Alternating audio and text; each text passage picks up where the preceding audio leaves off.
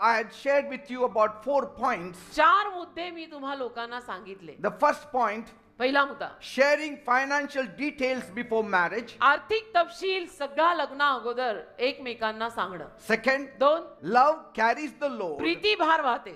Not just one spouse carries the load, both carry the load. नवरा बायको मध्ये एकानीच फक्त भार उचलायचा असं नव्हे, नवरा आणि बायको दोघांनी भार उचलायचा. Amen. Amen. Third, 3, should there be one wallet or 2? एकच पर्स असावी का 2? Fourth, 4, his money, her money, or our mission?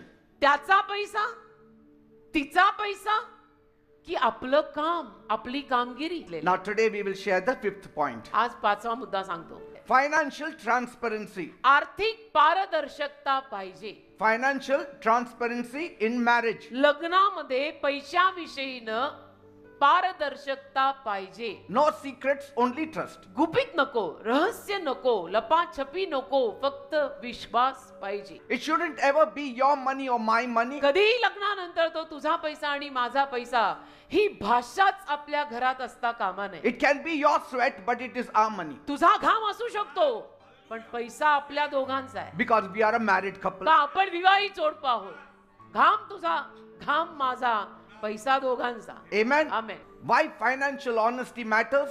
आणि का बरं आर्थिक प्रामाणिकता असायला हवी? Because every coin affects your home. का प्रत्येक नाण्याचा परिणाम तुझ्या घरावर होतो. Secrets always sink your ship.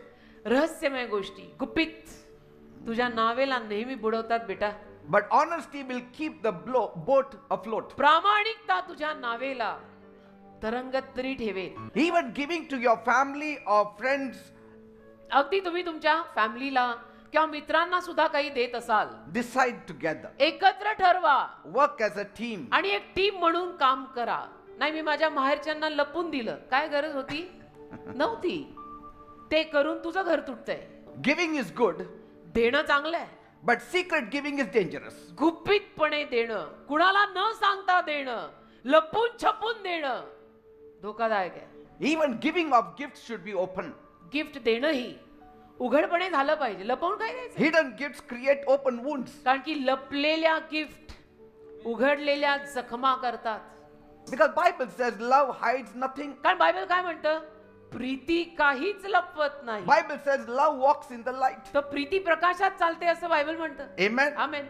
Money never breaks marriage. पैसा कधीही लग्न तोडत नाही. But secrets relating to money can break marriage. पैशाविषयीच्या गुपित गोष्टी एकमेकांना न सांगता केलेल्या लग्न तोडू शकतात. Amen. आणि त्यात लग्न तुटलेली आहेत अनेक. Even if you want to help with wisdom. जरी तुम्हाला मदत करायची प्रबळ इच्छा झाली तरी ज्ञानानं मदत करा. If there is no food in your plate, don't help. तुझ्या ताटात खायला अन्न नाहीये, नको मदत करू. Give after your house is warm.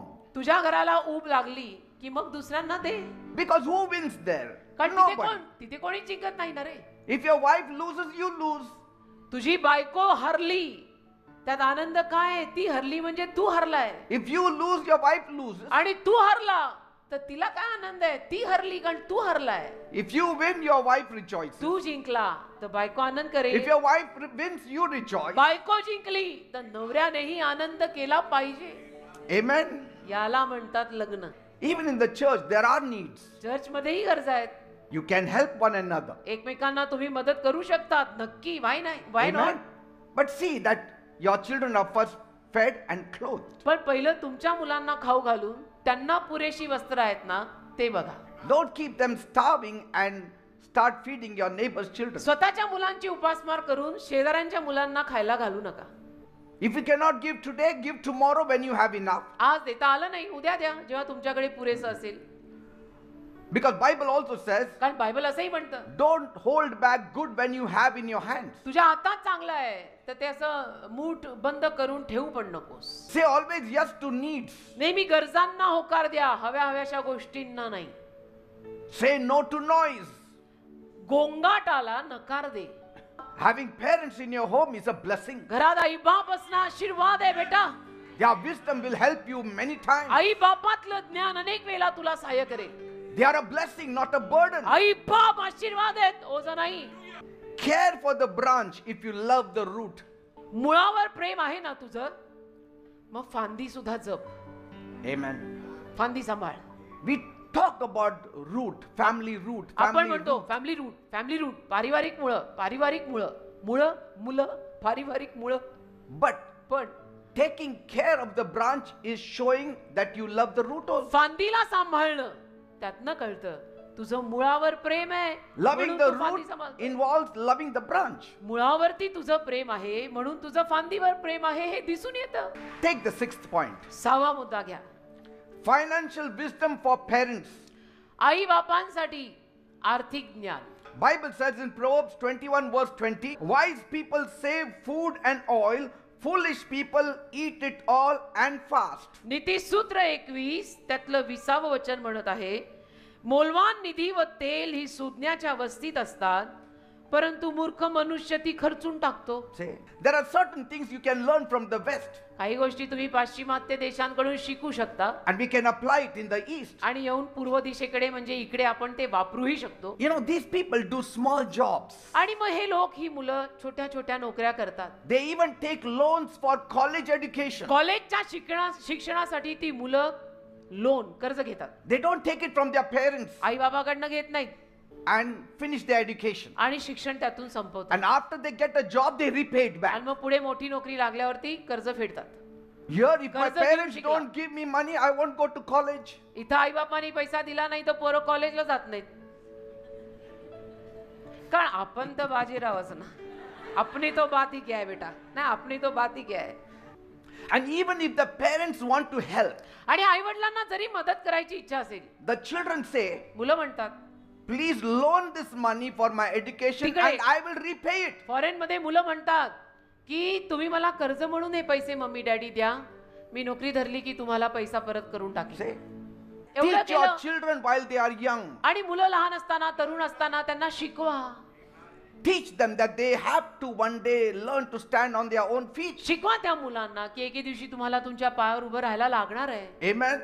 Start early, लवकर सुरुवात करा. not after they cross 18. आणि 18 वर्षाच्या पुढे गेल्यानंतर मग त्यांना शिकवायला लागू नका, अगोदर पासून शिकवा. They have to be prepared in their mind. त्यांची तयारी पाहिजे, मनामध्ये पूर्व तयारी पाहिजे. Love does not just mean giving, love also means teaching. प्रेम म्हणजे फक्त देणं नाही रे, प्रेम म्हणजे शिकवणं सुद्धा. की हा बैठ मैं सिखाती हूं, सीख ले. Encourage your children if they are doing some part-time jobs. आणि तुमची मुलं काही पार्ट टाइम नोकऱ्या धरतायत, त्यांना प्रोत्साहन द्या की कर बेटा कर, Good. चांगलं आहे कर, It's not bad, it's good. काही वाईट नाही. It's a training ground, it's a training ते period. प्रशिक्षणाचं ग्राउंड आहे, ते ट्रेनिंग आहे. Then they value that money. मग त्या पैशाची किंमत त्यांना कळते. Galatians 6:5 says, गलती 6:5 म्हणतं, each person must carry their own load. प्रत्येक माणसाने आपला स्वतःचा भार व्हायचा. Each person. प्रत्येक माणसाने. Teach your children to carry their own bag. तुमच्या मुलांना त्यांची स्वतःची बॅग उचलणं शिकवा. Not just ride on yours forever. फक्त तुमच्यावरती त्यांनी नेहमी चालत राहणं नकोय. Don't say my child will feel hurt. असं नका म्हणू, माझ्या मुलीला आणि मुलांना वाईट वाटेल. Real love खरं प्रेम also says no when no is needed to be said. जेव्हा नाही म्हटला गेला पाहिजे तेव्हा नाही म्हणतं खरं प्रेम. Amen. खऱ्या प्रेमानं नाही म्हणायला शिकायचं. What is no is no. You may love your child, तुमच्या मुलांवर तुमचं प्रेम असेल, but असणारच. don't make yourself beg later. स्वतःला नंतर भीक नका मागायला लावू की अरे बाबा दे ना दे ना. Don't give all your fruits in one day and then you have nothing for your season. तुझी सगळी फळं एका दिवसात देऊन रिकामी करू नको. तुझ्या ऋतूत तुला काहीच उरणार नाही. You give all the umbrellas away, when it is rainy you will need one umbrella. पाऊस पडला, सगळ्या छत्र्या तू ऑलरेडी देऊन टाकल्या, तुला एक छत्री हवी ती पण आता नाही. Keep one banana for yourself in your rainy day. एक केळं तुझ्या पावसाळी दिवसांसाठी आणि एक छत्री तुझ्या मॉन्सून साठी ठेवशील. Praise God. देवाला धन्यवाद. Amen. आमेन.